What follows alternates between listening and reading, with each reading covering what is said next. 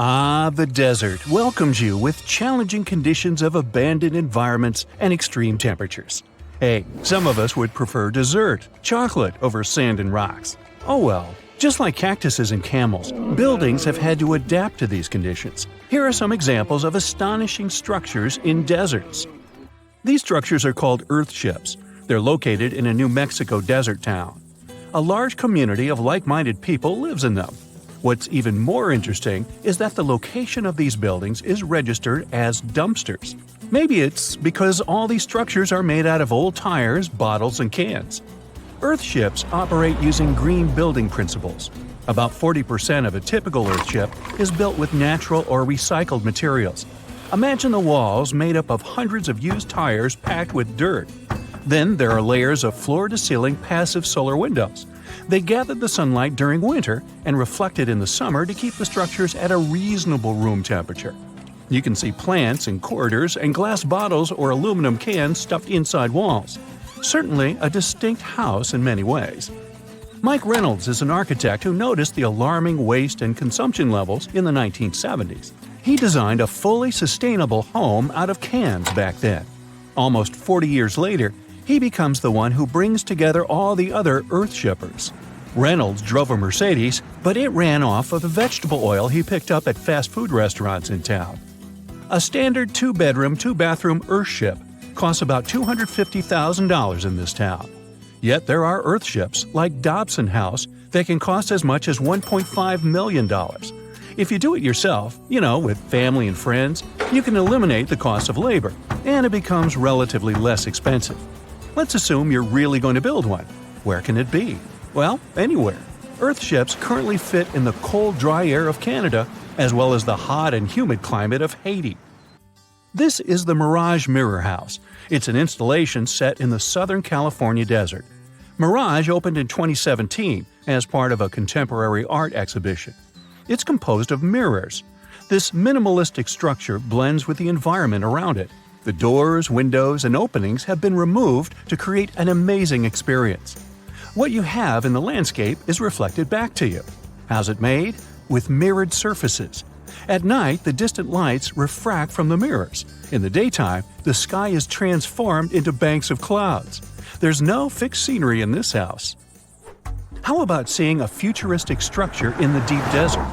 Architects designed a concept home that pairs perfectly with Elon Musk's Cybertruck. The house has a post-apocalyptic theme. I mean, when I say post-apocalyptic, it's because I can't say it. Anyway, the house is designed to survive in a disaster scenario. The cyber house has steel gates, the windows are armored, and the exterior walls are made out of super strong material. Modern house is controlled by an autonomous geothermal heat pump. To put it in less sci-fi terms, you can keep the internal temperature steady. This sleek house has an entrance that can fit the Cybertruck. After all, it's inspired by it in the first place. Plus, the Cybertruck can be lifted to the second floor to be more secure. This is King Abdullah Petroleum Studies and Research Center in Saudi Arabia. Basically, it's a laboratory in a desert. It was designed to demand minimum energy. The architecture has patterns on the walls and ceilings, giving reference to the local tradition of geometric form. The next stop is Swartberg House in South Africa. This one is located near the Swartberg Mountains, but don't get too excited. It's on the edge of the Great Karoo Desert. It's a 4-bedroom apartment. It has a special temperature regulating system. The system works like a shield from the heat in the summer and as a sun trap in the winter. You're looking at the Grand Mosque of Djenné in Mali. This mosque is 52 feet tall.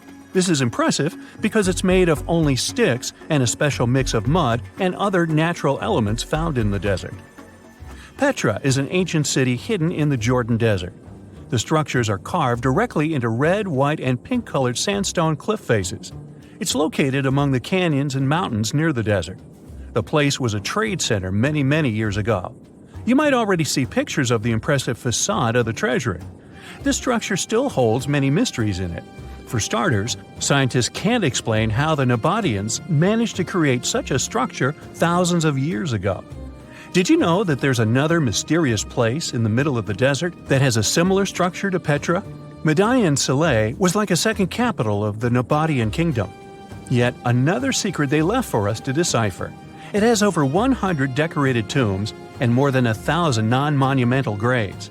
Plus, inscriptions and cave drawings are also here, again surrounded by sandstone. This wooden shack was a post office once. The structure is in the Tengger Desert of Mongolia. It's surrounded by nothing. Sand is the only thing that accompanies the lonely structure. The building is only 23 square inches. As you can guess, it didn't get too many visitors. It was abandoned for over 35 years. Its fate changed one day when a woman discovered the building. Mrs. Yang and her friend came up with an idea. They were going to reach businesses and people who wanted to send letters and postcards from the world's loneliest post office without actually visiting the place. It worked. The post office rarely gets visitors in place, but it's busy online. Over 20,000 letters and postcards were sent from the Desert Post Office in December 2021 alone. The place is about 6 miles off the nearest road. A post truck picks the letters up and hits the road for delivery. Eventually, they are shipped all over the world. A second destination in Saudi Arabia is King Abdulaziz Center for World Culture. The building has an interesting design. It took nearly a decade to build this complex structure.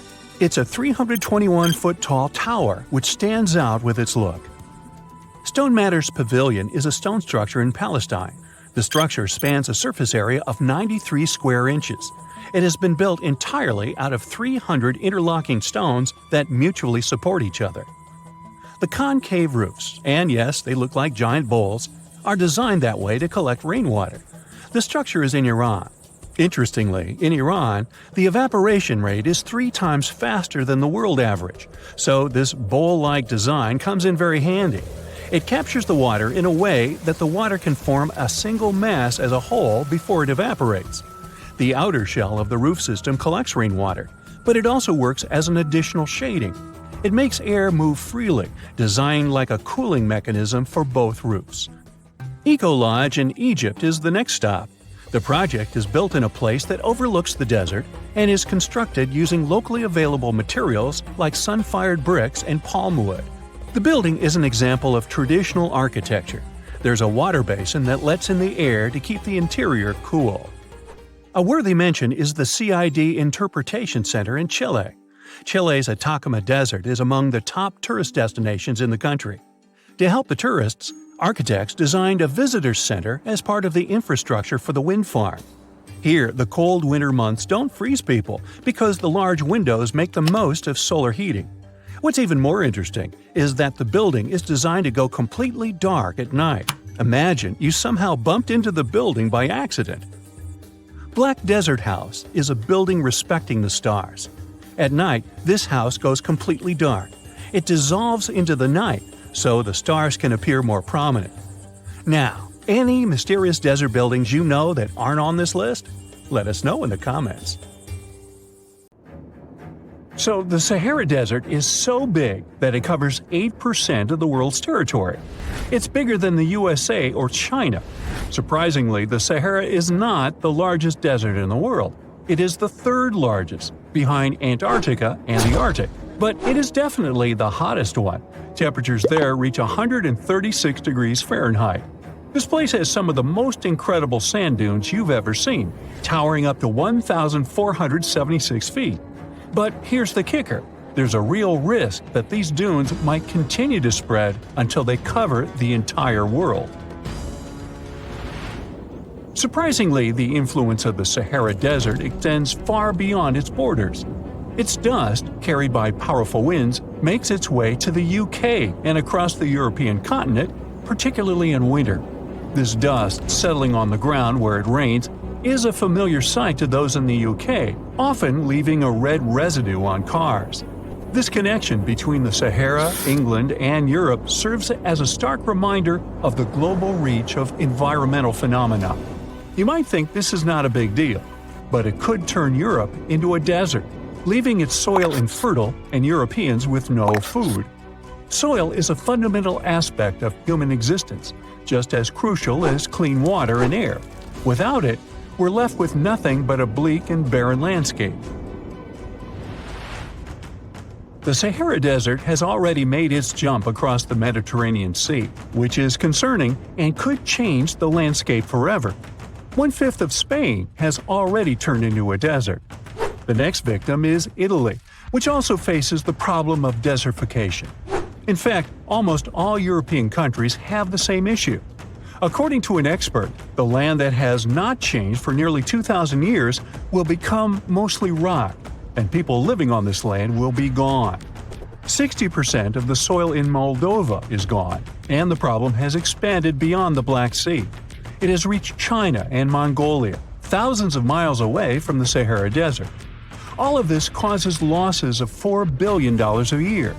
The threat is so significant that even the UN has gathered the necessary resources to solve the problem as soon as possible. Italy is sending help to Africa to stop the Sahara Desert from expanding.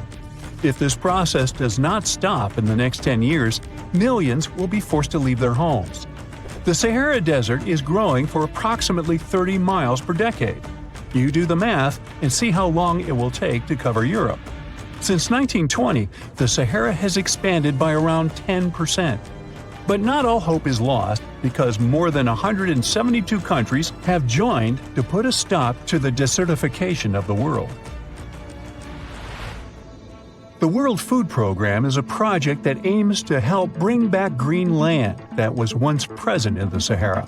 When they told people who called the Sahara home what they were about to do, the latter basically laughed in their faces and said it was impossible. But when you have a specific goal in mind, the impossible becomes possible. If we traveled back around 5,000 years into the past, we would see a beautiful forest with lush green trees and grass. Africa's climate has been changing for 21,000 years, from fantastic greenery to uninhabitable deserts. This has to do with Earth's rotation and the monsoons that bring water to this dry continent. But with the help of scientists and some clever tricks, we can bring the greenery back and stop the Sahara in its tracks. The Senegal River serves as a border between the Sahara Desert, Senegal City, and Mauritania. When you look at this area from space, you'll see how the desert is expanding to Senegal because the vegetation along the riverbank is almost non-existent. Forests can serve as a barrier, stopping the sand from getting blown away and the desert from expanding. An effort to create a great green wall is being made, and how they do it is actually quite impressive. Nothing has been growing in the currently restored area for more than 40 years, making locals find other places to call home. People were thrilled when they saw that the land could be restored. They're very committed and learn to work with the soil and grow food. At the same moment, more than 30,000 hectares have been restored and transformed into lush greenery. The Sahel region is the starting point of desertification, and it is crucial to establish a green wall in that area first. To make this wall is not rocket science, since it only takes a few simple steps. The ground there is baked by the sun and is hard as a block of concrete. If you've ever poured water on concrete, you know that it just flows away. It doesn't stay in one place. So they had to create water-retaining half-moons that would hold the water and make it available to plants. When you learn about how these half-moons work, you might say, how did they not think of that sooner? Actually, this technique is ancient, and it was once implemented in Sahel, but it was lost over time. When the rain falls, the water is collected into the half-moons that are positioned a bit lower than the ground below contour lines. There is also a kind of bank at the end of the shape that prevents water from overflowing. And in the middle, there are plants that are happy because they have plenty of water to thrive. Also, it's essential to grow native plants that are kind of used to harsh conditions, like sorghum and millet. These plants have been surviving there for thousands of years and produce a good amount of biomass, which means the land can be rehabilitated faster and people will have food sooner. The water that will enter the half-moons won't be lost. It will penetrate the ground and top off underground waters. This will ensure the ground that H2O will never run out and that future generations will have usable aqua. This brilliant planting technique is not limited to half-moons. People also create lines and plant various vegetables, such as tomatoes. Next, there are places only for trees, like lemons or oranges. After a long hot day, nothing is better than a freshly made cold lemonade. The trees will also protect the soil, and with some luck, there will be a new forest in the Sahara Desert. The goal is to copy the forest dynamic. Start with small plants and gradually expand to bigger plants that are more useful than the tiny ones. They are aiming to plant more than 10,000 trees. Right now, many people are leaving the Sahara after the rainy season, going to cities or leaving Africa altogether. At this time of year, villages are like ghost towns. Only animals can be found there. Most people are gone. I mean, who would blame them? Nobody wants to live in the sand where nothing grows. Luckily, with all this new, old technology being developed, many people are slowly but surely returning to their land and starting to work in agriculture. The best thing is that there are no brutal winters, so plants grow 12 months a year, and people can always have food. People are becoming more social because now everybody stays in their villages and doesn't travel much. If this project works out, Africa will be saved, and the world won't turn into a giant desert. Under the burning sun, among the sand dunes, somewhere in the Sahara Desert, you're walking in search of an ancient treasure. Finally, you find a strange rock in the sand. It's big, looks like a large piece of black coal or rock, but something shiny on its surface makes the rock unusual. This unique find is the oldest thing that has ever been discovered on our planet. This rock was born long before Earth appeared in outer space. The unusual meteorite was found in 2020 in a remote area of the Sahara Desert. Scientists have analyzed the isotopes of magnesium and aluminum on the stone's surface and found that its age is about 4.5 billion years. At the moment, this is the oldest sample of magma from space in history. It belongs to a small protoplanet that didn't have time to form completely. It happened a very long time ago when our solar system was forming. Many huge asteroids were floating in space.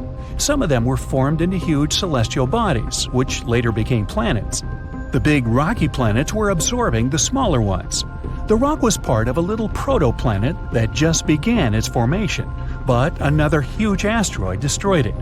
The planet shattered into billions of pieces. Some of them became part of other planets. Some flew outside the solar system, and one piece that had been wandering in space until our Earth was formed. After that, it hit the planet's atmosphere and fell into the territory now known as the Sahara Desert. The rock was discovered in 2020, but the erosion of extraterrestrial rocks shows that it could have fallen much earlier. This ancient thing weighing around 70 pounds has several pieces of different meteorites inside. In simple words, it's a volcanic rock consisting of lava.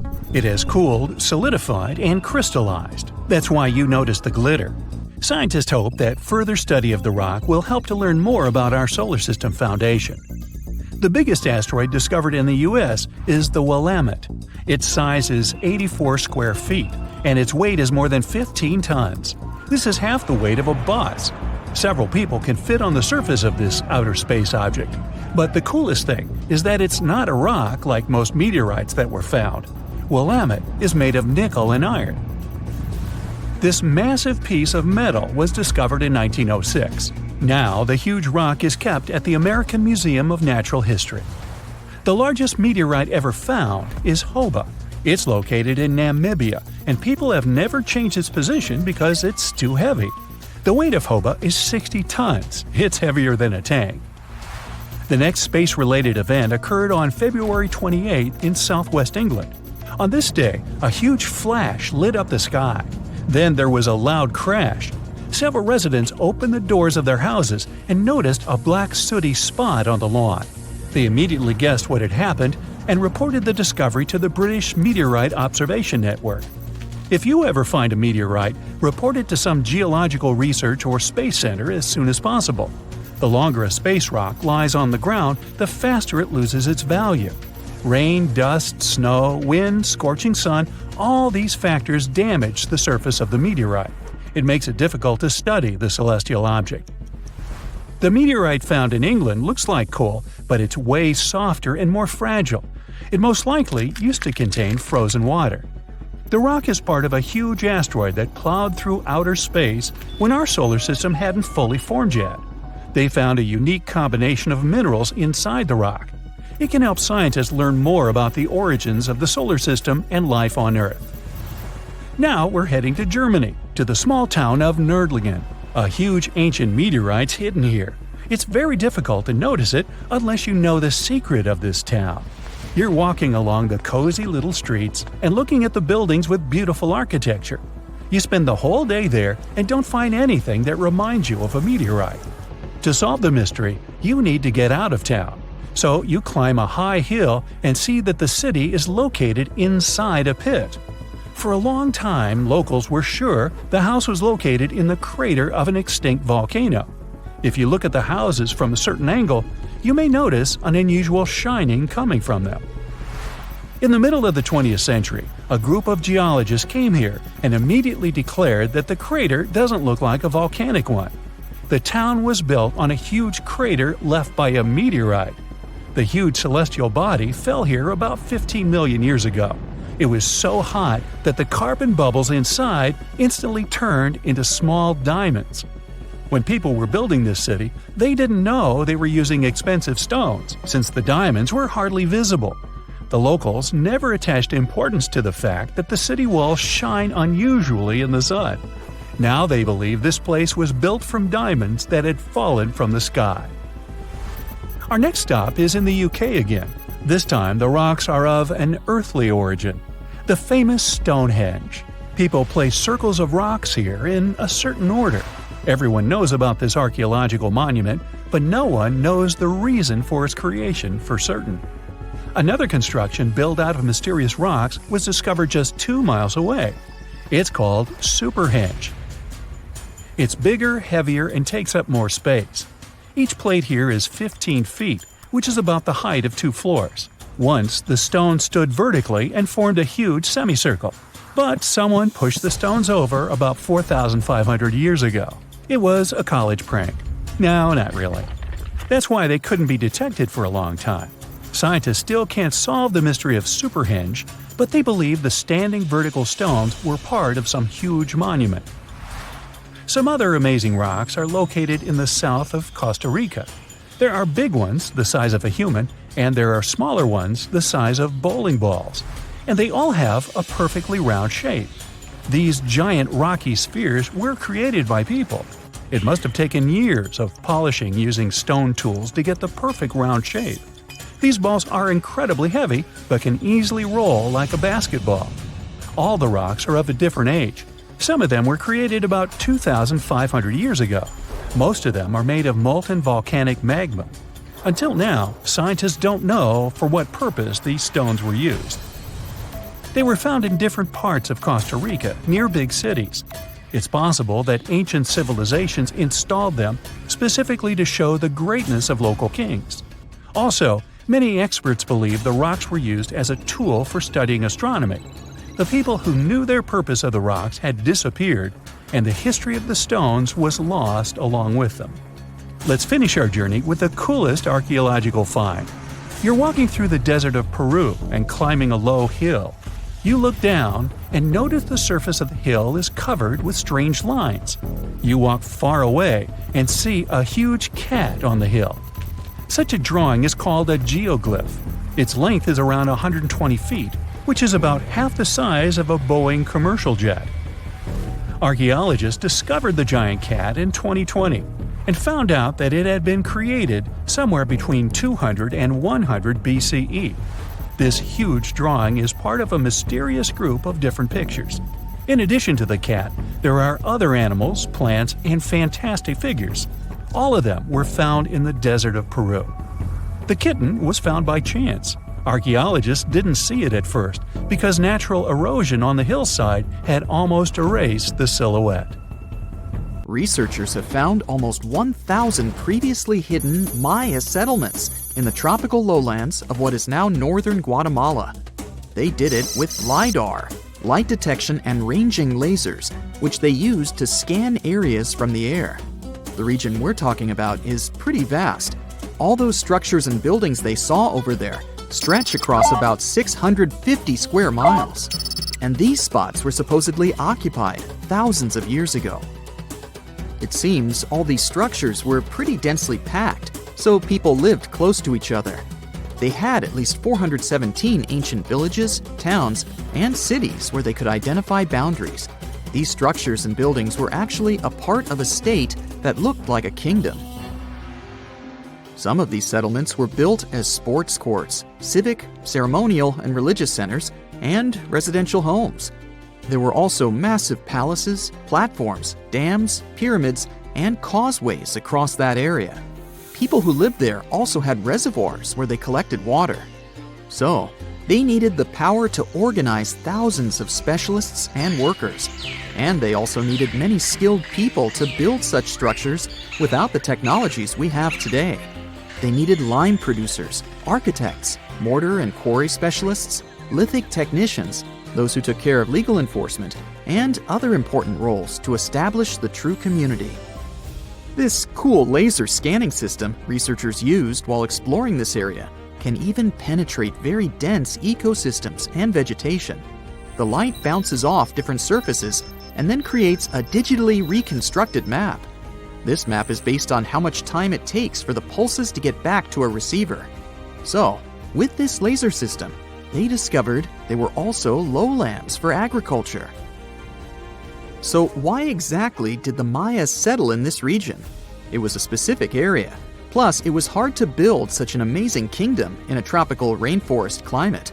Back in the old times, ancient peoples had mostly inhabited areas in drier climates. Over there, they would build water resources, which were some sort of the basis of society and a source of life.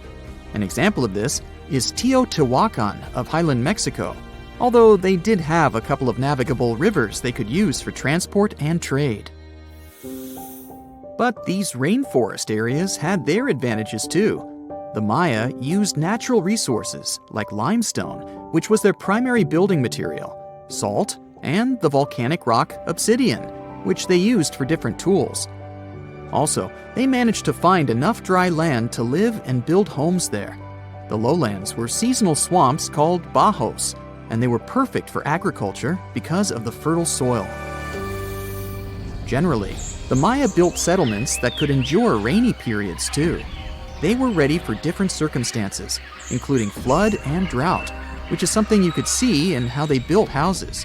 Their architecture was also one piece of evidence that showed their community was like a centralized kingdom-like state, which shows they stuck together through tough times. The Mayan Empire was very powerful, and it reached its peak about the 6th century CE. They were excellent at pottery, agriculture, writing, mathematics, and calendars. They were the ones who created complex calendar systems, such as the calendar round, which is based on 365 days. Although some believe the Mayan calendar predicted December 21st, 2012 would be the end of the world, it was just a coincidence with the end of a certain full cycle. They would call it the long count calendar, and it lasts 5,125 years. The Mayan people left behind an impressive amount of astonishing architecture and symbolic artwork. Most of their stone cities ended up abandoned by 900 CE. No one still knows why the Mayan civilization in that area collapsed, although there are some theories. Some think that by the 9th century, these people had exhausted the resources around them to the point that they could no longer feed and sustain such a big population. Others believe some city-states didn't get along that well, so they broke down the traditional system of power they used to have. Some say it was all because of a very long period of drought. It could be a combination of all these factors, though. But one Mayan city, located on an island, even survived until the 17th century. It was long after the rest of the Mayan civilizations had been destroyed or abandoned. If you're a traveler, you might know the town by its modern name, Flores. Scientists believe about 2,000 people lived there. The earliest Maya people were farmers.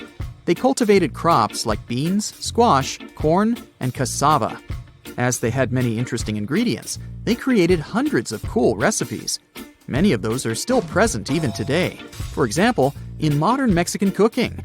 And especially popular are papayas, cacao, avocados, squash, pineapples, chili peppers, beans, and so on. even though the Maya mostly practiced a kind of primitive type of slash-and-burn agriculture. There is also evidence of them using some more advanced farming methods, like terracing and irrigation. And they were big chocolate lovers. More than 3,500 years ago, the Olmecs of Mesoamerica probably turned out to be the first to realize that it takes some work for us to get such a cool thing as chocolate. But the Maya were the ones who turned it into a true form of art. Scientists found out about it when they found cacao in Mayan pottery. Their chocolate would be mixed with honey, water, cornmeal, and chili peppers. That's how you get a spicy, savory hot chocolate beverage you can try even today in Mexico and Central America. Also, they used written language in their books. Their paper was made from fig tree bark, and using strips of that paper, they created a large library of books. Books made of this material are called codices, and 4 of these can still be found today. Sadly, many books were lost over time because of the humid climate or some human factors. The classic Maya built a bunch of palaces and temples that had a stepped pyramid shape. They decorated them with inscriptions and reliefs, which have earned them the reputation of being incredible artists of Mesoamerica. For the Mayans, flat foreheads were the most desirable thing on someone's face. They were generally really into aesthetics, and having a flat forehead was one of the main things where you could meet their highest aesthetic standard. They also liked to glam up their looks with makeup and clothing. Also, the Mayans were master tattoo artists. Actually, they were one of the first civilizations that started doing such forms of body art. They had a rich culture and believed in many things, such as fairies. Many civilizations across the globe believed in these mythical creatures, which had different names everywhere. The Mayans called those creatures aluxes. They would make sculptures of aluxes from wood or clay, take them to the forest, and hide in some secret spots. The Maya believed these sculptures would come to life during the night and take the role of guardians of their land, animals, and crops. The Maya believed caves were entrances that led to the underworld. You can even visit some of these caves if you like. For example, you can explore the jungles of Quintana Roo and Yucatan near Cancun. There are many spots where researchers found artifacts the Mayans had left behind. They were one of the first cultures that learned how to use rubber latex and make, for example, rubber balls for the many interesting games they had. They used natural latex and then probably mixed it with some other natural substances. That's how they came up with the bouncy balls they played with. They also built cool steam baths. The Maya had structures made from stone that looked like something we know today as bathtubs. Plus, they were building heated stone structures we know as sweat houses. Researchers found these in El Salvador and Guatemala, and they were previously hidden under volcanic ash. You find yourself in Africa, land of unique wildlife, home to a great variety of cultures and languages, and, first and foremost, host to the world's largest hot desert, the Sahara. It's daytime, and you are thirsty for some water and shade.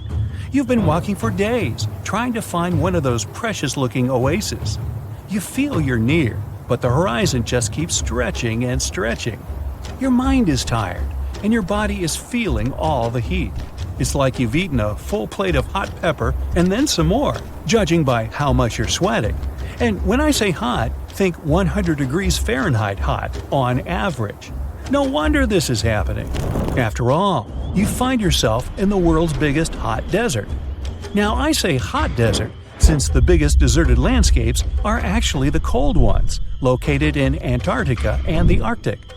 Icy Antarctica's frozen desert is more or less the size of 1 million LAXs. Yep, the Los Angeles International Airport. The Arctic desert is just a bit smaller than that. Now, in case you don't know, the Sahara Desert is located in northern Africa, stretching from the Atlantic Ocean all the way over to the Red Sea. It occupies an area large enough to place approximately 100,000 Disney World theme parks side by side. According to scientists, its boundaries are expanding. Deserts usually form in the subtropics because of what's called Hadley circulation. The air rises at the equator and descends into the subtropics. This circulation of air has a drying effect, which helps the formation of desert landscapes. Since the 1920s, the Sahara is considered to have expanded by over 10%. How is this happening? Well, let's start from the beginning. You probably know the Sahara Desert as one of the most inhospitable places on Earth today. Just FYI, for a place to be considered a desert, it has to receive less than 4 inches of rain per year. Due to the very small precipitation index, deserts are usually dry and arid places. There is little humidity in the air, and daytime temperatures can go as high as 130 degrees Fahrenheit. Usually, there isn't that much animal and plant life because of the lack of water. But in the Sahara's case, it wasn't always like that. It may be difficult to imagine northern Africa without the tons of sand it has today. But about 20,000 years ago, the Sahara was actually one big oasis. Recent discoveries show clear evidence of what the scientists now call the Green Sahara. In the mid-1800s, a German explorer crossing the Sahara encountered some paintings and engravings that nomad artists had left behind. What he saw in those paintings looked nothing like his actual surroundings. Instead of an arid landscape with only camels and desert vegetation, the rock paintings depicted jungle animals like giraffes and hippos. There were even images of livestock and grazing animals such as cattle and sheep, something that seems impossible for modern-day Sahara. Artists usually draw what they see around them, so this finding really intrigued the German explorer. The drawings were so detailed that the artists must have had close contact with those animals. You can find this rock art spread out in the northern part of the African continent, from western Sahara to Saudi Arabia. Geologists soon took a keen interest in this and found the first clues to what this could mean. They have been able to confirm that, in fact, northern Africa was once much wetter. They found evidence from nearby deep-sea sediment off the coast of Mauritania. Sampled cores of underwater sand and mud, known as Saharan dust flux, show geologists that, indeed, a green Sahara was possible. The more dust is blowing off of the desert and into the bottom of the ocean, the drier the climate in the region. The sediment cores show that there was much less dust, only half as much, coming off northern Africa during the humid period. This period has to do with Earth's natural cycles. Normally, the Earth rotates at a tilt of 23.5 degrees, but this angle is not consistent and changes over time. Earth's tilt is responsible for the amount of sunlight each hemisphere receives. It affects several ecosystem functions on the planet. During the time of the Green Sahara, the Earth received between 4 and 8% more sunlight than it does today. So when the Earth tilted about 20,000 years ago, the northern hemisphere received more direct sunlight, which affected humidity levels in the region. As the northern hemisphere got warmer, this affected monsoon activity, more specifically the West African monsoon. Monsoons are wind systems that affect a region's rainfall index and humidity levels. As a part of the globe gets warmer, it allows for more air to rise. It combines with the wind to draw moisture up into the atmosphere. Little by little, northern Africa also became wetter. The increased moisture made the Sahara so wet that there were actual bodies of water in the region. As vegetation grew, the plants held onto moisture better than bare sand could. There is evidence of natural basins throughout the Sahara and lakes so big they would fit all of the U.S.'s Great Lakes inside of them. Archaeologists uncovered evidence of vibrant societies in what are now arid areas. It looks like ancient cultures were able to take full advantage of the African humid period. According to researchers, the human population peaked across the Sahara about 9,000 years ago. There are traces of fireplaces, hunting tools, fishhooks, and even mounds of fish bones. Records show that there have been over 230 green periods over the span of 8 million years. Solar radiation is always changing due to natural orbital cycles. That's why Earth will most certainly see another green Sahara moment. It might be thousands of years from now, but it will happen. The same way the Sahara turns green, it turns yellow again. Let's put it like that. All it takes is a significant axial tilt and a few years of readjusting. However, another phenomenon is calling the attention of scientists now. Recent studies by the National Science Foundation from the University of Maryland show the Sahara has expanded 10% over the past 90 years. This phenomenon is called desertification, which literally means fertile land turning into desert land. The Sahara Desert is now advancing into the semi-arid region of Sahel. In 1950, this region was home to 31 million people. Today, its population is over 100 million people. This rapid population growth has largely contributed to the Sahara's expansion. Farmers that were once nomads began settling down. Land usage grew more intense, aiding in weakening the soil. The demand for food has caused an overcropping of the land, so even more of it is turning into the desert now. The study also shows that natural climate cycles can affect rainfall in the Sahara and the Sahel. Scientists affirm that all deserts fluctuate, not only the Sahara. A desert's boundary may expand in the dry winter and contract during the wetter summer. South of the Sahara lies the Chad Basin. It is a natural body of water that now serves as an indicator of the Sahara's expansion. The Chad Basin is located in the region where the Sahara is advancing southward. An atmospheric and ocean expert from the University of Maryland explains that rainfall has reduced greatly in the entire region. Due to reduced rainfalls, there is less water across the entire basin, and even Chad Lake is drying out. Just like the Sahara, the Atacama Desert in Chile, deemed the world's driest, is also expanding. It is located north of the city of Santiago, and its southern border is expanding toward the Chilean capital. Because the climate is getting drier and drier here, the city of Santiago is turning into an arid or semi-arid region itself. The once fertile valleys of local rivers that lived on agriculture and livestock for many generations are losing their revenues as Chilean land is turning into a desert.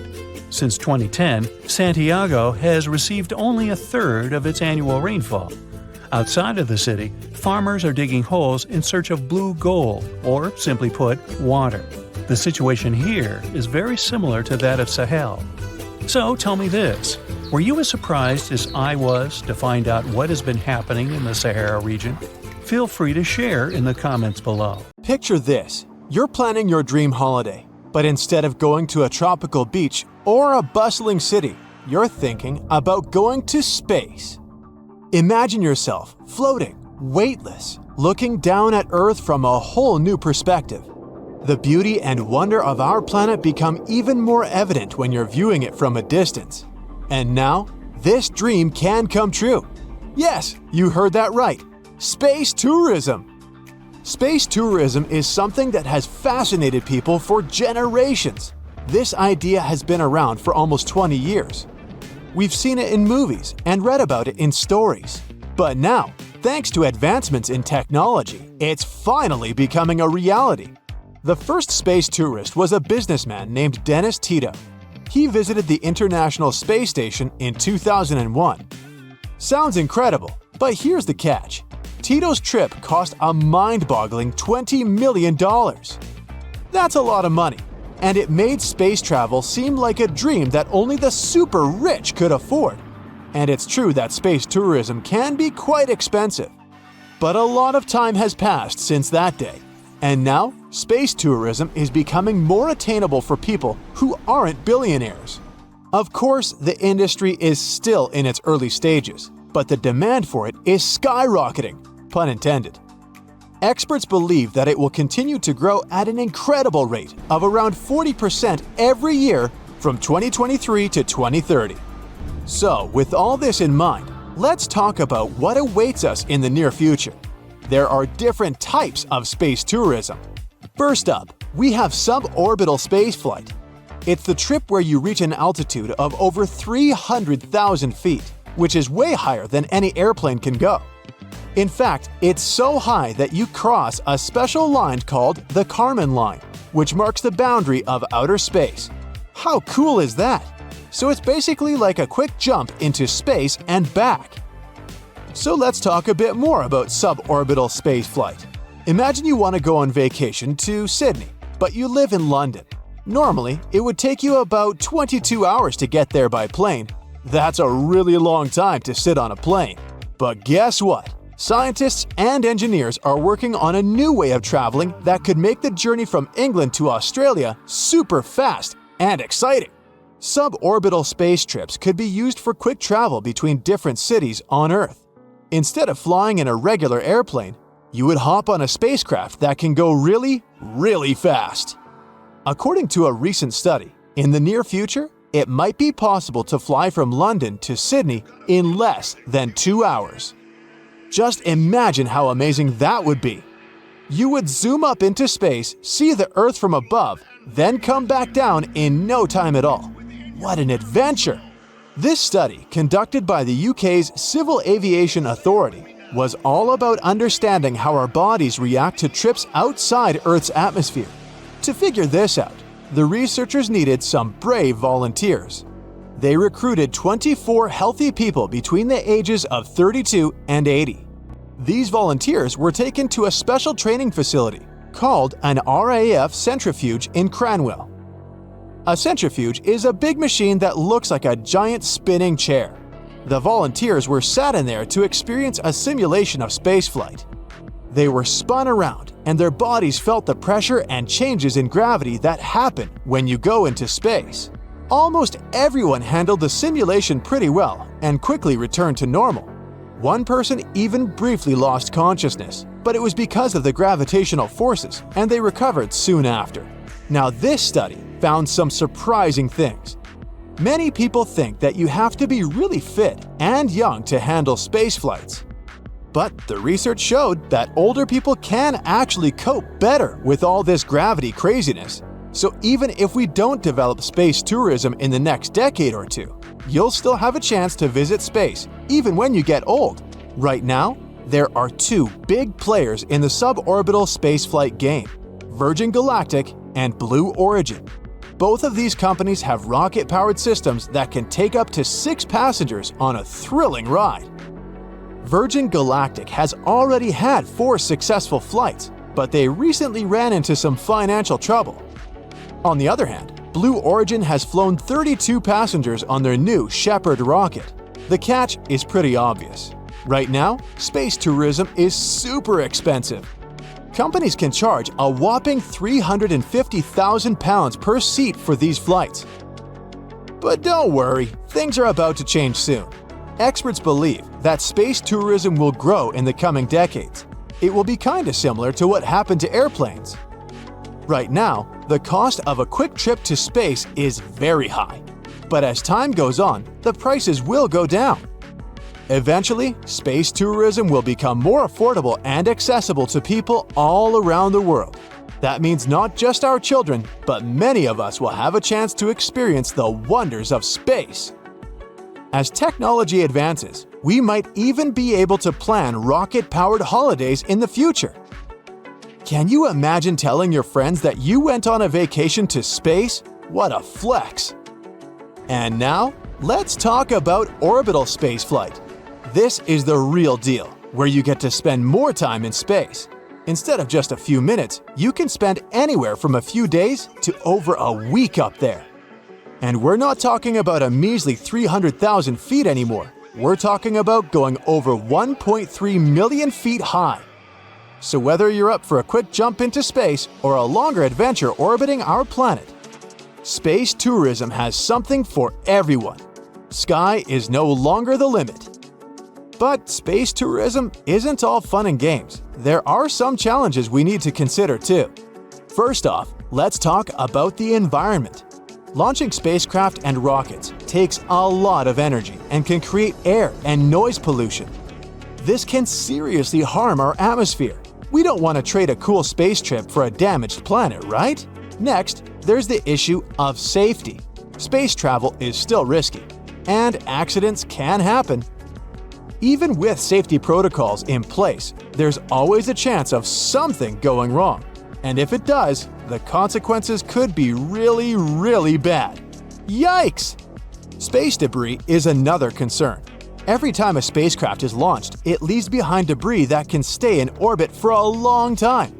As more launches happen, the amount of debris keeps growing.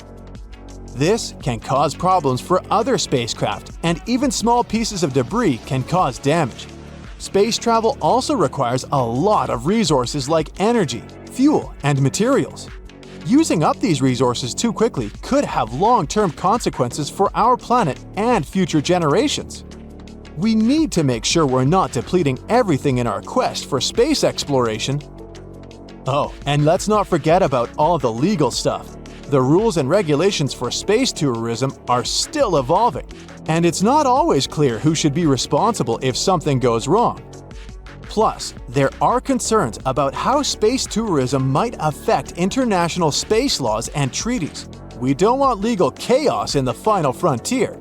And finally, to achieve our dream of taking spaceships like planes, we'll need better infrastructure and logistics. We'll need to build more spaceports where spaceships can take off and land. But don't worry, scientists are actively working to solve these problems.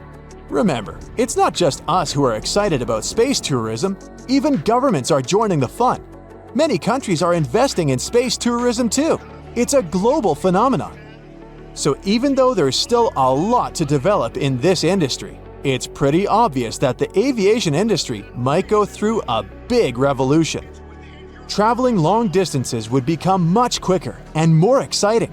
And judging by the way development is going, the first big breakthrough in this area will be made in North America. So, get ready for a new era of travel. What an exciting time to be alive, right? The universe is calling, and it's time for us to answer. Stay tuned! We've all heard of the Sahara. Sure you have. It's the largest hot desert on the planet. A sea of sand covering an area larger than the contiguous United States. But have you ever wondered what lies beneath the sand dunes? To answer this question, we must travel deep into the past of our blue planet. Up until some 6,000 years ago, the Sahara was grassland. Humans were around at this time, not me, spreading agriculture around the planet.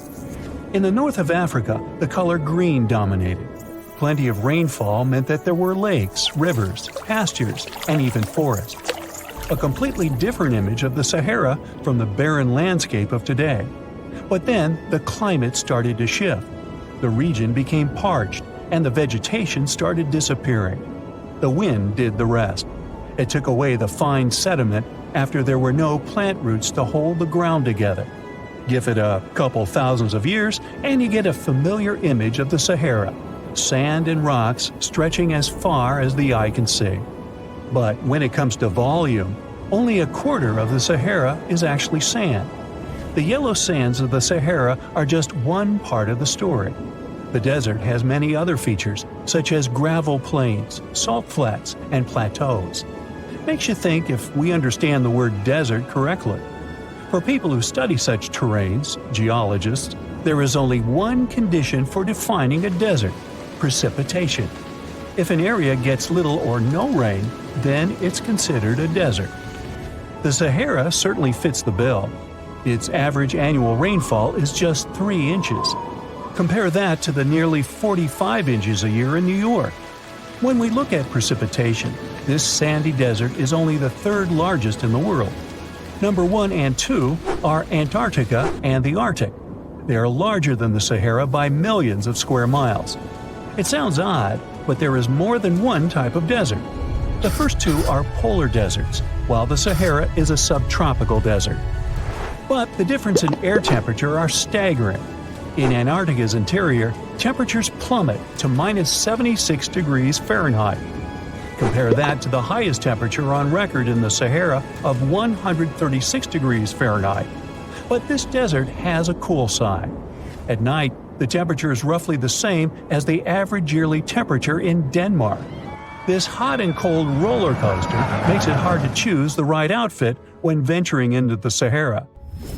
And what about the sand? How deep is it actually? The depth varies between 70 and 140 feet. That's not too deep.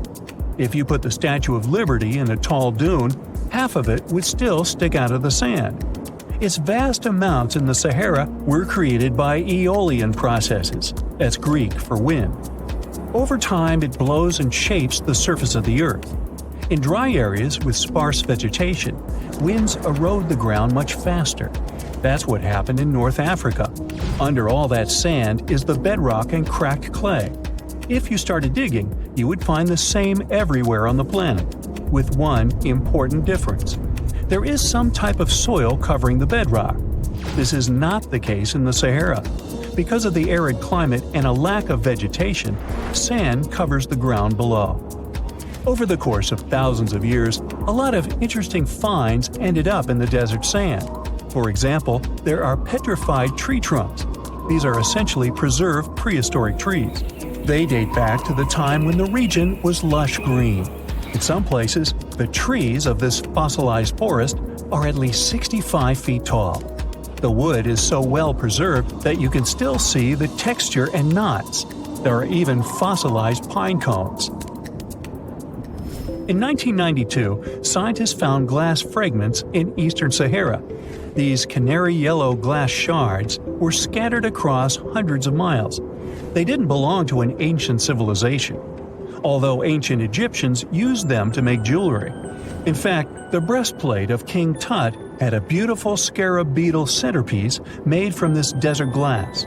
For a long time, scientists were puzzled about the true origins of these fragments. They finally concluded that the glass was around 29 million years old. It is an impact tape. If that sounds like it has something to do with the word impact, you are correct. These rocks are formed when a meteorite hits the surface of the Earth. This generates a lot of heat. Scientists estimate that the temperature needed to melt this mineral was close to 3,000 degrees Fahrenheit.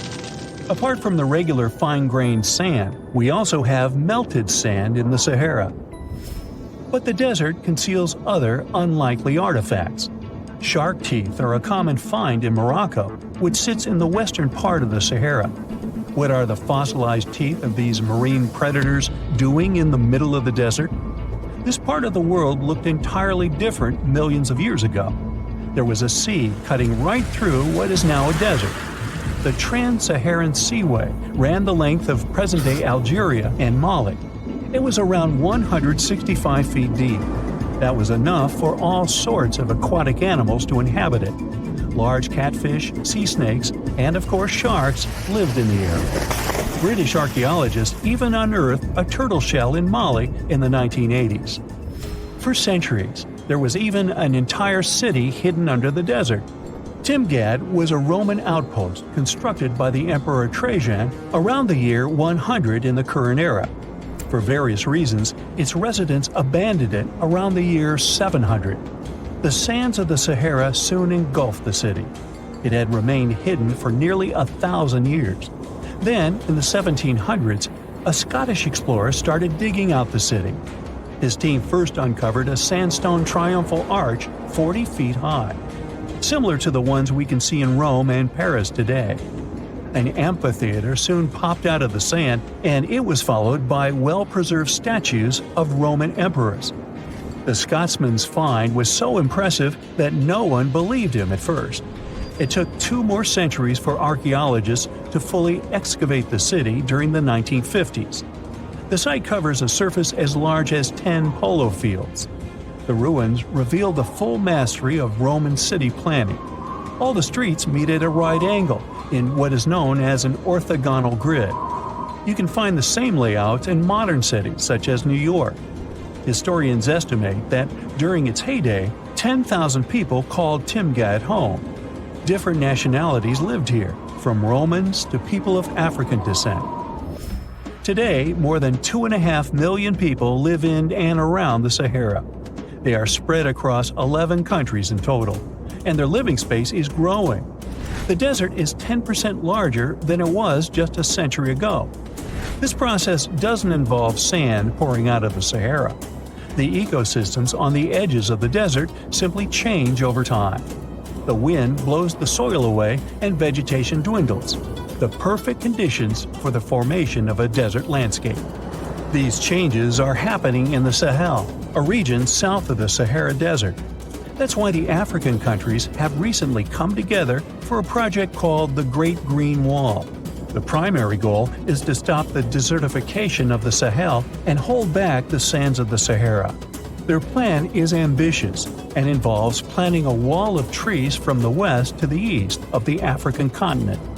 The proposed forest is not only going to be long, but wide as well. The Sahara and the Sahel share a historic bond.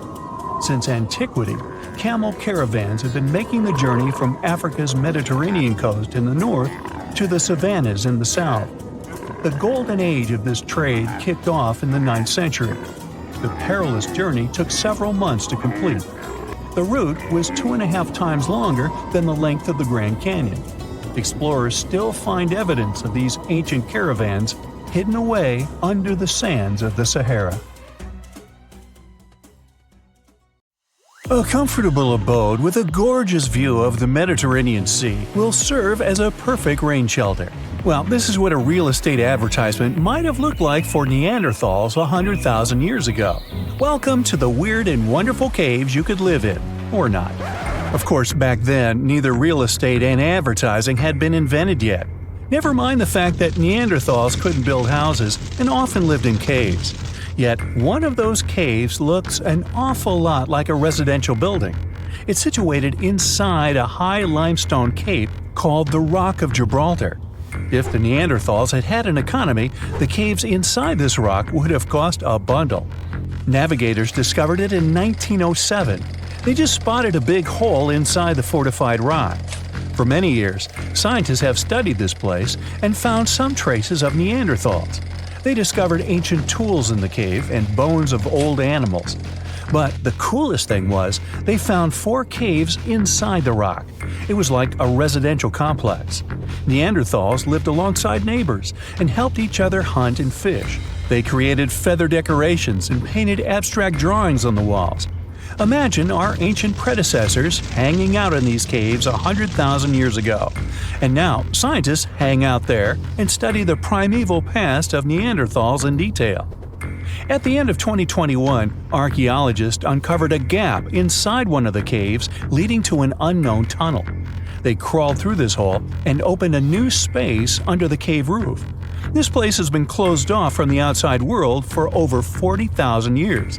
And it seems it was one of the most prestigious apartments in the entire mountain complex. It has high ceilings with ancient stalactites. The ruined stone curtains divided the apartment into several rooms. Scientists also found the remains of ancient animals and scratches on the walls. It seems that Neanderthals had never lived here, but they used to visit this place. Archaeologists found the shell of a sea snail called dog whelk. One of the Neanderthals brought it here for some reason, but the primary owners of this place were hyenas. These caves show that Neanderthals were closer to humans than to monkeys. They had a way of life and even some customs. There's still a lot of work ahead, and scientists hope to find new rooms inside this rock.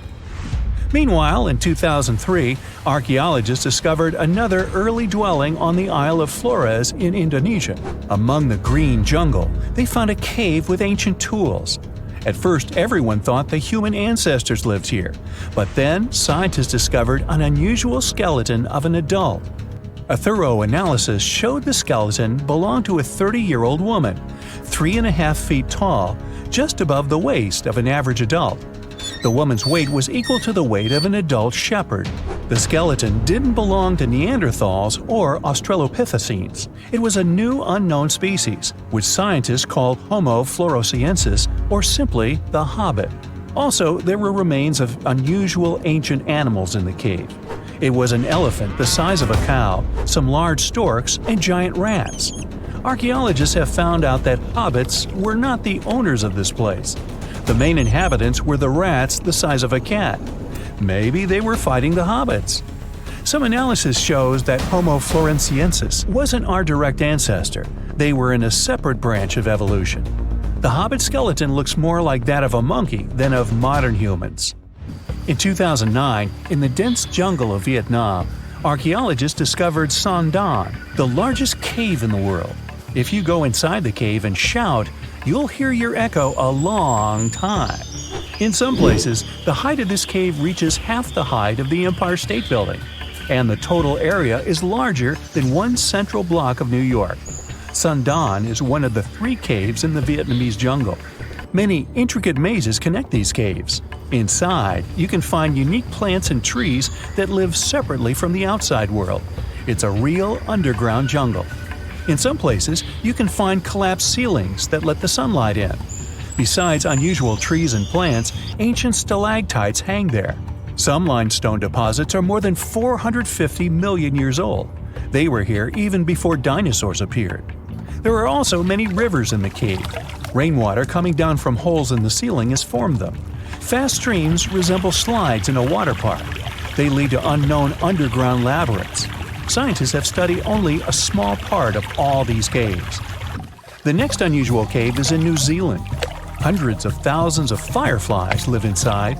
Each of them glows with a blue light. Together, they light up the cave. It may seem to you that you're on another planet, but you can't stay there for a long time. Special air measuring devices are everywhere.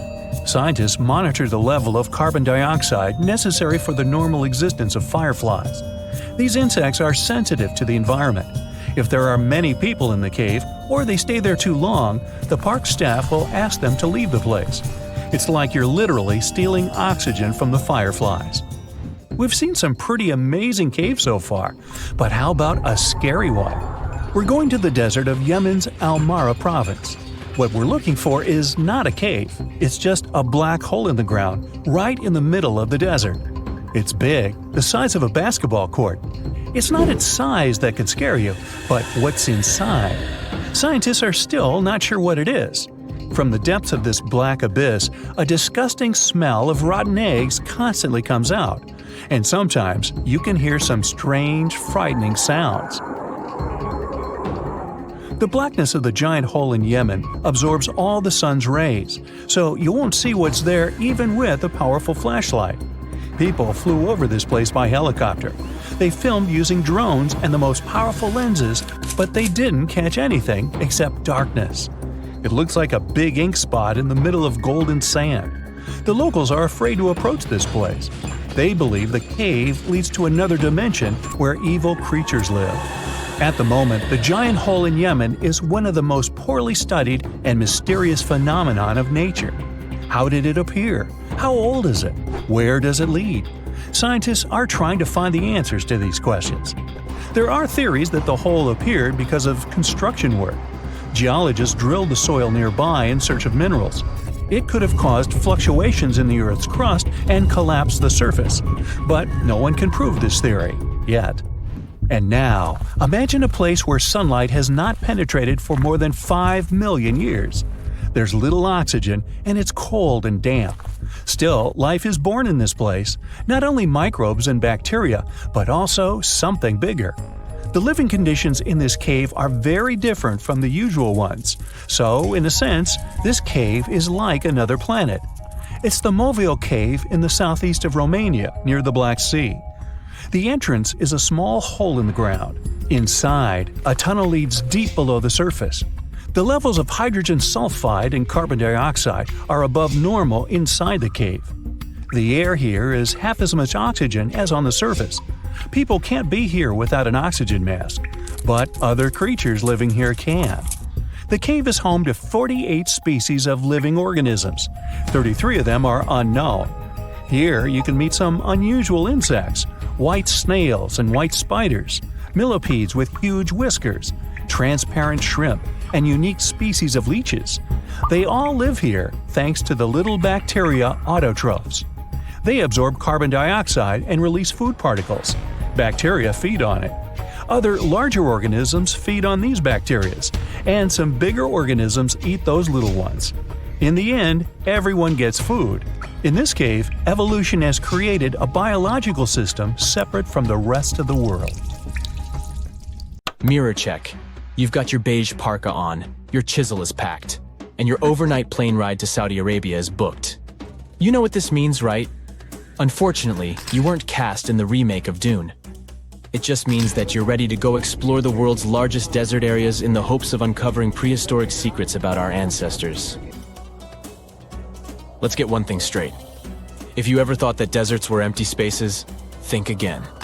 They might be filled with sand as far as the eye can see, but they also hold a lot of history, You know, because before humans settled down in cities and towns, we were nomadic people, and we traveled all around the globe looking for food, water, and shelter. So we had to come up with some interesting stuff to survive. Like this thing that was found in the desert of Saudi Arabia. Do you have any idea what this could have been? Over many years, scientists have discussed the origins and use of huge structures such as these ones. It seems our Neolithic ancestors were way smarter than we gave them credit for. They didn't spend all their hours around the fire carving weapons out of stone. No, they were also practicing their architectural skills. These huge stone structures are called desert kites. Because if you look at them from a distance, well, they sort of look like kites. Archaeologists have arrived at the consensus that these kites were used to lure animals in. This way, it would make it easier for our ancestors to guarantee their week's food. But that's not all. Take a look at these monolithic structures right here. They show us that our ancestors probably drew on rocks, the blueprint of what they were going to build on the ground. Just like modern-day architects, desert kites could be miles long, so they drew out a plan before actually building them. The most surprising feature of all is that these kites were built even before things such as Stonehenge. We're talking around 7,000 to 9,000 years ago. Over the last decade, scientists have been able to identify over 6,000 desert kites spread across the Middle East and West and Central Asia. If you don't think this huge, try building something this large without the help of any drones. It looks like a pretty difficult feat to me. And apparently, Saudi Arabia's desert is filled with more amazing things. Scientists have found mysterious stone structures that are older than the pyramids of Giza in Egypt. So of course, you can't wait to go check that out. Can we all agree that carrying around heavy rocks to build a pyramid without the help of modern technology sounds absurd? I mean, how on earth did they do it? Now imagine turning back the clock about 2,000 years into the past and finding humans that built similar gigantic structures in isolated areas. Take a look at these so-called mustadils. They are rectangular structures built from piled-up stones, found over 77,000 square miles. Some archaeologists believe that these monuments were used for ritualistic purposes, maybe processions of some kind, where people would walk from one end of the plateau to the other. I'd be down for that. Now let's move on to another deserted area. We're entering the world-famous Sahara Desert landscape. Isn't it beautiful? Here, you're about to unravel an ancient mystery, something that took years for researchers to solve. Fun fact, the Sahara Desert is the world's largest hot desert. It spans over 3 million square miles, which would be like putting 1,000 times the country of Hawaii next to each other. We say it's the largest hot desert because the world's largest desert area is Antarctica. But we all know temperatures over there are freezing, not the typical image of when we think of a desert. Deep into the desert, near the Algerian town of Fougeret et Zoua, something strange was found. For decades, these tiny dots appeared on images of Google Earth, but nobody could explain what they were. Some scientists were sure that these circles are the result of oil activity in the region. Others guessed that these were ancient fogeras or ancient water wells. There are dozens of them, stretching for miles and miles in a straight line. The strange thing is that they are always far away from any town, road, or human activity in general. So what was or is their purpose? If you had to take a guess, what would you say? Remember we talked about how our ancestors had to be creative in order to survive in the desert? Let's try to walk in their shoes for a minute. Imagine you're a nomadic hunter-gatherer living in a desert area.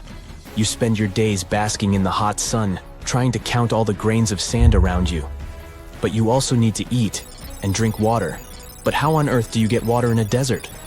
Sure, you can hope to keep running into oasis every week or so, but that seems a bit risky, doesn't it?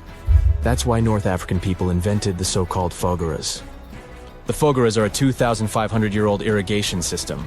Locals would dig deep wells in elevated areas, wells deep enough to tap into underground water. Then, they would dig parallel shafts at regular distances. This way, the water would flow from the main well down into all the shafts and irrigate entire areas. Travelers could stop by the shafts and quench their thirst. They could also raise livestock and tend to crops. Pretty clever, huh? As much as these holes did look like fogaras, a little bit of research would show you that they're not. You see, these shafts were built in a line, and not in a circular shape like the ones we're looking at now. So maybe it has something to do with the second option? Maybe these desert holes were related to oil activity in the region? Let's have a look at the holes up close and personal. From Google Earth, they don't seem that big, but in real life, they are huge craters. The tip to uncovering what they are is hidden beneath the sand.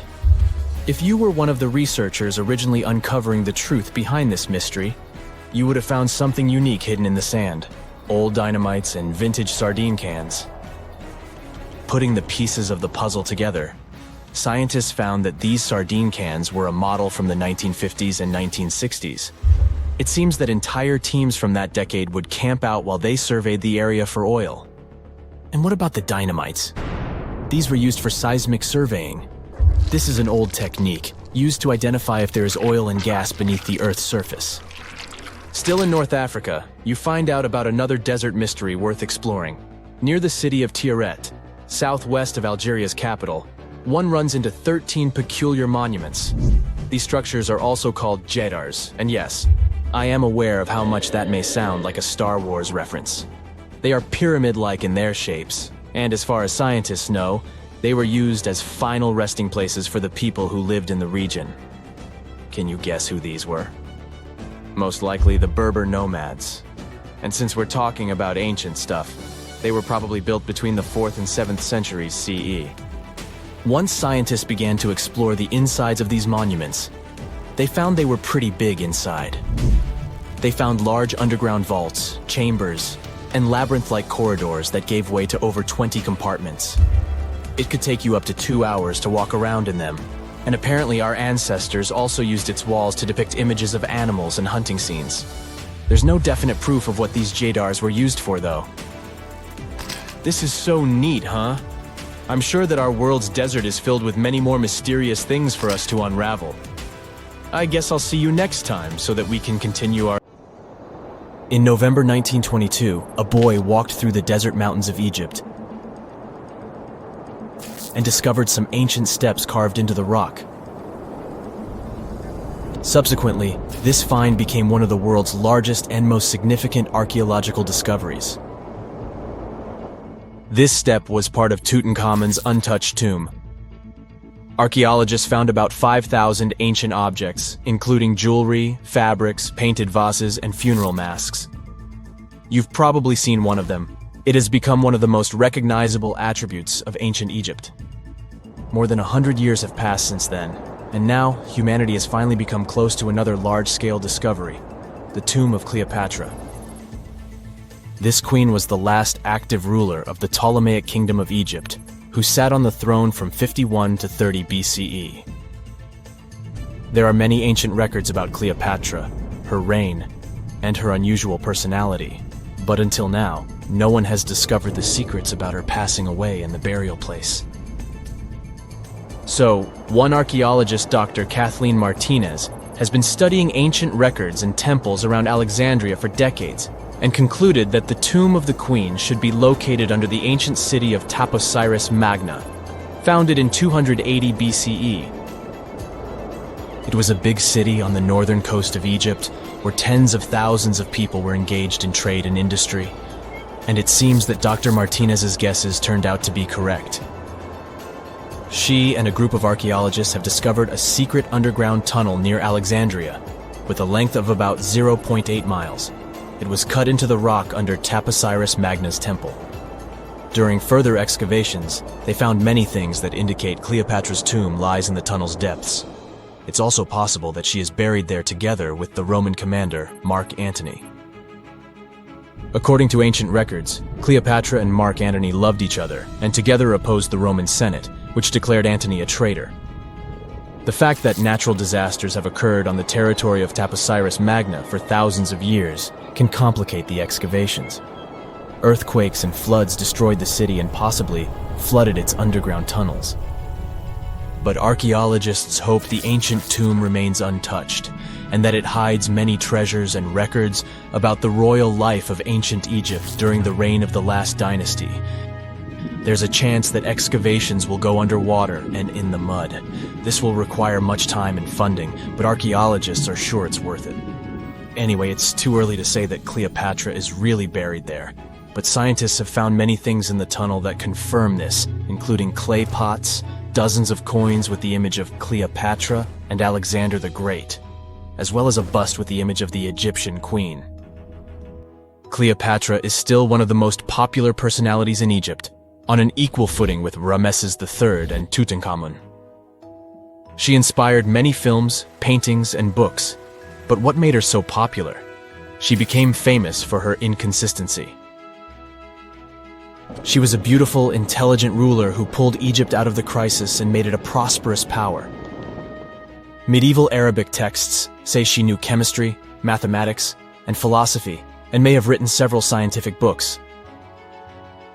She knew several languages and had excellent diplomatic skills. At the same time, there are many legends that she was a femme fatale who drove many men crazy. However, there's no evidence that her beauty was incomparable. The image of a stunning model was created by Hollywood when it made several films where famous actresses performed the role of Cleopatra.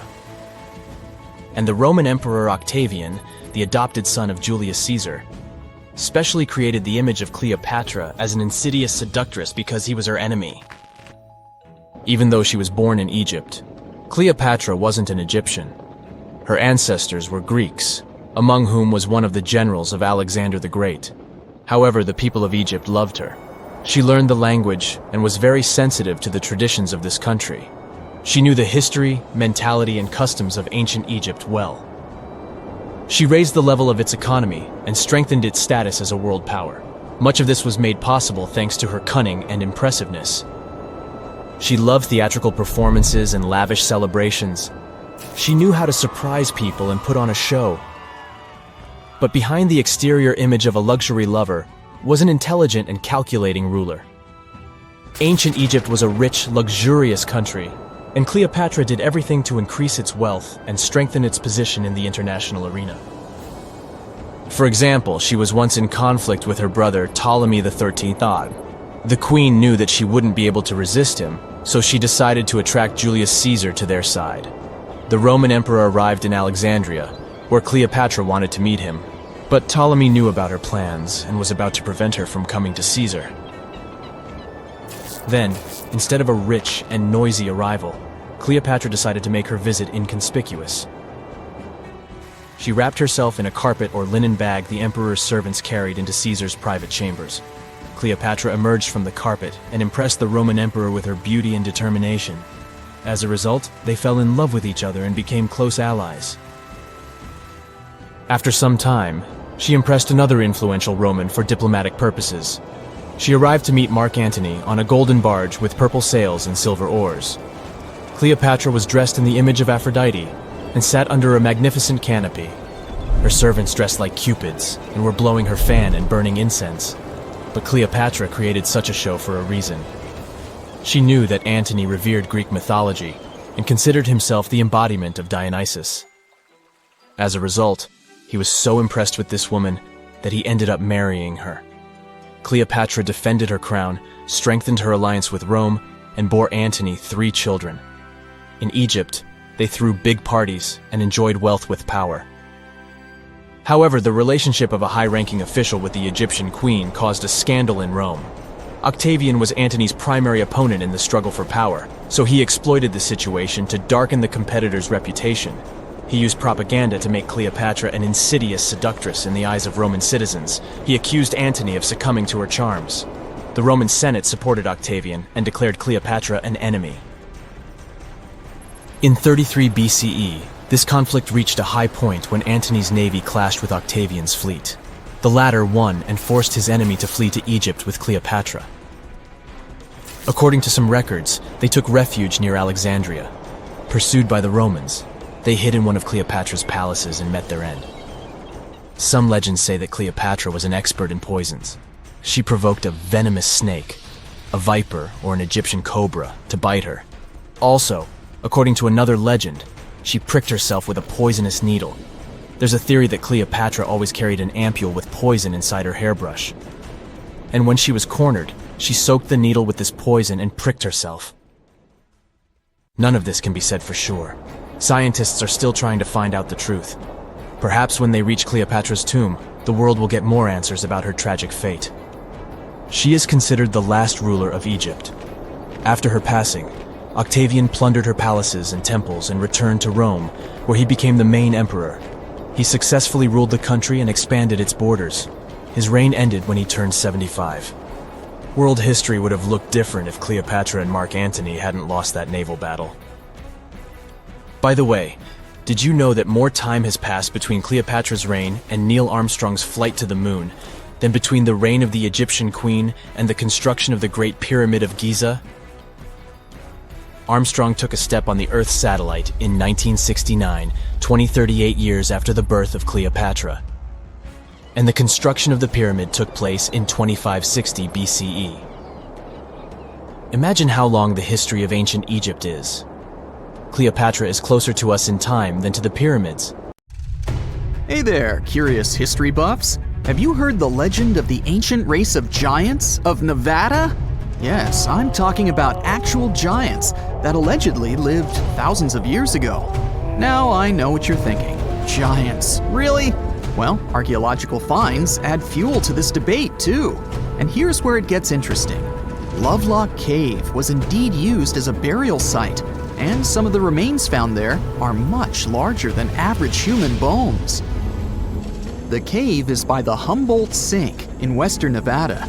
It was once part of an enormous lake, which eventually dried up, leaving a number of smaller ones, including the Humboldt Sink. The cave became the home of the Site-Ka tribe. According to the legend, these red-haired giants were so big that they had to be buried in the cave itself.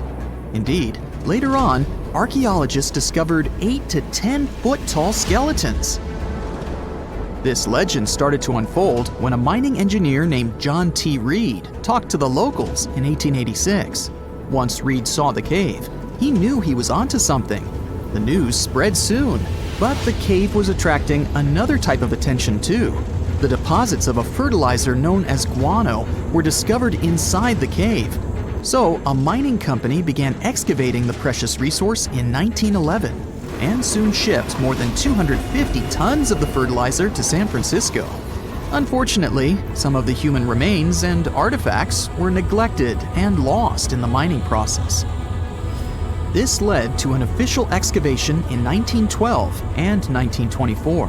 After the top layer of guano had been mined, strange objects started to surface. Around the area, the earliest evidence of human habitation dates back about 4,000 years. The Lovelock culture lasted for some 3,000 years, and they left us with 10,000 stunning artifacts. The pits in the cave were like a series of time capsules hidden at different depths. Archaeologists determined the age of each pit by its depth. It turns out that many different groups used the cave for storage over a really long time, and the things they stored there give us a really cool glimpse into their cultures. It's like a giant ancient storage unit full of hidden treasures. What have the researchers found besides the giant bones, you might ask? Some other bodies were mummified using a method similar to the one applied by ancient Egyptians. These remains also had something in common with the bodies discovered as far south as Lake Titicaca. Both mummies had some red hair, yet there are scientists who believe this reddish hue is the result of the interaction with the environment in which the bodies stayed. So, while the story of the red-haired giants may be a wild and intriguing tale, not everyone is convinced. Some experts believe that the bones found in Lovelock Cave are simply the remains of prehistoric animals, like mammoths or sloths. But others insist that there's something more to the story. Other relics, such as finely crafted baskets and exquisite duck decoys made from tule fibers, were also found there. In any case, this cave is worth the attention it gets. By the way, you can still visit this cave today and see the pits of different depths with your own eyes. But let me tell you one thing. It's in a hot, dry, and isolated place. Archaeologists have made another discovery that seems to be straight out of a legend. They think they found the palace of the one and only Odysseus, who was the legendary Greek king of Ithaca and the hero of Homer's epic poem. Move over, Indiana Jones. We've got some real-life adventure happening here from around 1300 BCE. Apparently, this is the only palace mentioned in Homer's epic poems that hasn't been found. The excavations have been made on the Ionian Islands, and the view from the ruins found on the island of Ithaca are exactly as described in the Odyssey, says the professor who led the excavation team. Known to the ancient Romans as Ulysses, the Greek hero took 10 years to return home to Ithaca after the fall of Troy. For many years, Homer's other epic, called the Iliad, which tells the story of the protracted siege of Troy by the Greeks, was regarded as a myth too. But then, in the 1870s, Troy was rediscovered in modern-day Turkey's Çanakkale city. So, if they found Troy, who's to say they couldn't find Odysseus' home? The researchers were following Homer's words as a roadmap. The excavation site has a building complex with 2 levels. It has important finds such as storerooms and workshops, a complicated drainage system, and fragments of pottery. It also has a well from the 8th century BCE, which is around the time when Odysseus is believed to have been the king. Yet, not everyone is convinced that the team has actually discovered the home of Odysseus. A British researcher named Robert Biddlestone insists that Homer's description of ancient Ithaca isn't very similar to the island that now has its name, and that Odysseus' kingdom was actually on the Isle of Cephalonia. However, Italian archaeologist Adriano La Regina might have a more realistic approach to this debate. He says that whether this find has a connection to Ulysses or not, what's more important is the discovery of this royal palace. Once upon a time, in a land far away, the Klamath Indians spread a legend about the creation of Crater Lake. Okay, maybe this land is not that far away, and it still exists. You can find it in south-central Oregon, in the western United States. Anyway, the legend has it that this lake was formed in a vicious battle between 2 volcanoes, Mount Mazama and Mount Shasta. Then the spirits of Earth and the Sky, which are Lau, who ruled the below world, and Skell, the chief of the above world, joined the fight. It turned into a geological drama. During the battle, darkness veiled the land. The fight was over when Mount Mazama collapsed and sent Lau back into the underworld. Then the rain filled the pit and created a lake in the place where the mountain had once stood. Flash forward to our time. Scientists have discovered that Mount Mazama did erupt 7,700 years ago. Artifacts found in the area prove that the legend indeed contains some details about the explosion. The tale says that red-hot rocks were flying through the sky. This happened during the volcanic eruption that caused the mountain to collapse. This created the volcanic caldera, which later on got filled with water. What makes this legend came true story unusual is how long it has existed. According to researchers, these types of verbal stories lose their credibility within 600 to 700 years. That's why the legend about the creation of Crater Lake is so unique. So many generations, for hundreds of years, have been accurately passing down the information. This volcanic crater lake is now in a national park. It's famous for its deep blue color. The water in it is extremely clear. If you visit it today, the water you'll see won't be the same as for someone who will visit the place 250 years later. Because there are no rivers flowing into or out of the lake, the existing water evaporates and the lake gets filled again by rain and snowfall. Basically, every 250 years, the water is replaced. Plus, this lake is almost 2,000 feet deep, which makes it the deepest lake in the United States. Swimming is okay in the lake, but there's only one legal and safe trail to get to the shore. There are other activities, such as fishing and boat tours. Shared human experiences, such as birth, marriage, and aging, may explain why certain tales are shared globally. Similar struggles and obstacles faced by humans around the world generate similar themes in traditional stories about love, parenting, and mortality. So, do you have legends or tales you've heard of from your grandparents? Who knows? Maybe your ancestors too witnessed a cool historical event. You find yourself at a food fair in Iceland when you see it for the first time. volcano bread. You eat a slice and oddly enough, it actually tastes good. Unsure of how this works, you check out the baking process. Is this kitchen really strange looking, or is it just me? The baking spot is in nature, specifically in a hot springs field. You better watch your steps so you don't get burned by the hot vapor jolting from the ground. Now, a local baker shares their traditional rye bread recipe with you. Rye flour, check. Yeast, check. You mix it all together and pour it into a metal pot. Next on the list is digging the hole where you'll place the pot to bake. You dig for about 16 inches until you can see the water bubbling from the ground. If you want to do it like a local, you'll use your finger to check the water temperature. Yikes, that's hot. Actually, the ground is heated by lava. Iceland is one of the most volcanic regions in the world, with over 30 active volcanoes at any one time. After you bury the bread in volcanic soil, you leave it there and wait 24 hours until it's ready. The next day, the bread is fully baked and super tasty.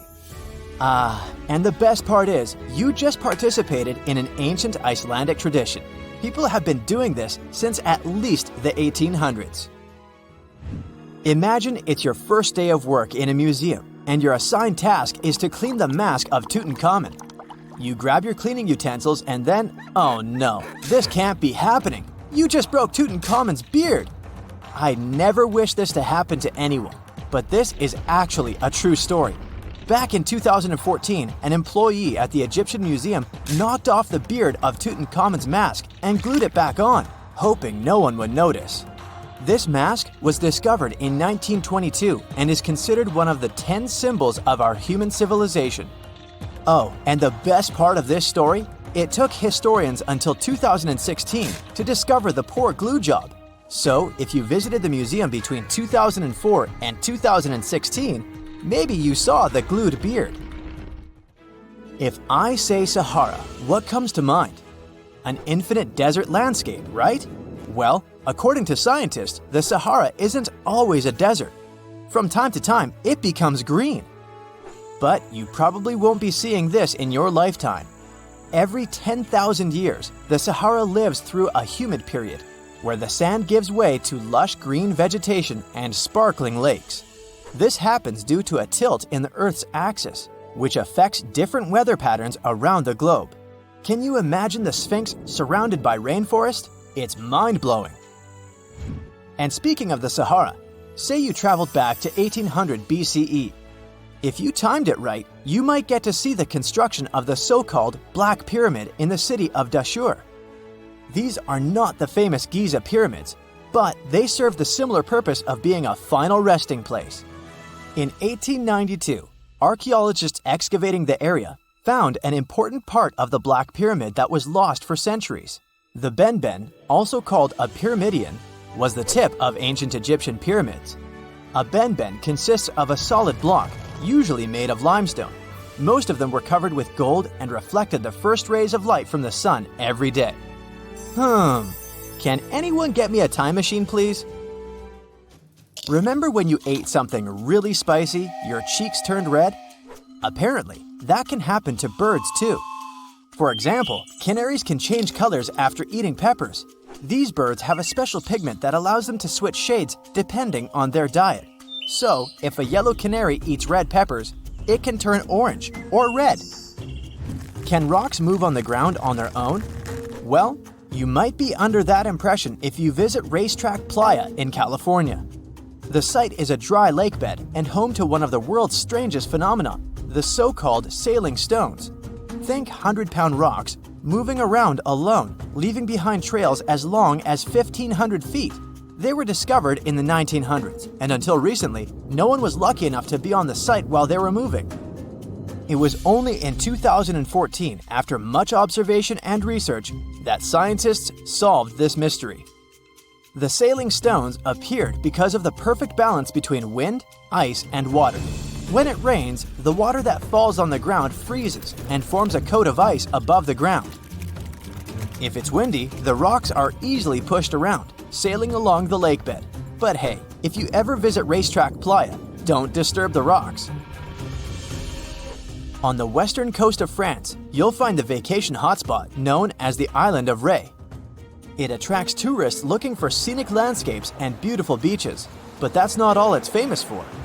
There, an extraordinary phenomenon occurs when two different wave patterns collide with each other, something called a cross sea. It's almost as if the sea were a checkerboard divided into hundreds of squares. And no, it's not an optical illusion.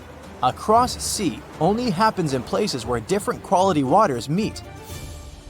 For a tourist to see the cross sea in Ré, this probably means that there was a storm in a different sea nearby. This stormy water travels with the help of currents and meets the water of Ré, creating these oddly shaped riptides.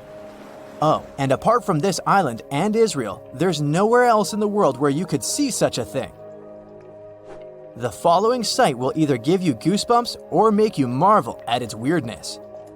I'd say it depends on the time of day you visit.